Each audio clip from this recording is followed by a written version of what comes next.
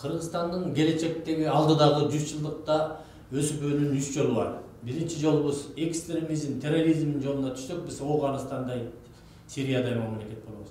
Экинчи жолу биз 30 жылдык басып өткөн тарыхыбызды дагы кайталасак, ошентип 30 жылда 32 өкмөттү алмаштырып, 6 президентти куулап, 3 төңкөрүш жасап, 500-600 киши кан төгүп, ушундай иштерди биз 100 жылда дагы 2 жолу таркаласак, biz жок болуп кеткен bir Африканын bir Somali мамлекетинде болуп калабыз. Үчүнчү туура жол, бул бир гана жол бар. Бул ата-бабадан калган, кылымдарды караткан ата-бабанын жолу.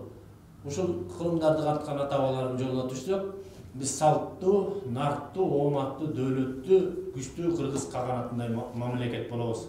Ошондо Кыргызстанда жетимдер үйү болбойт, карылар үйү болбойт, түрмө деген болбойт, сойкулар үйү деген болбойт.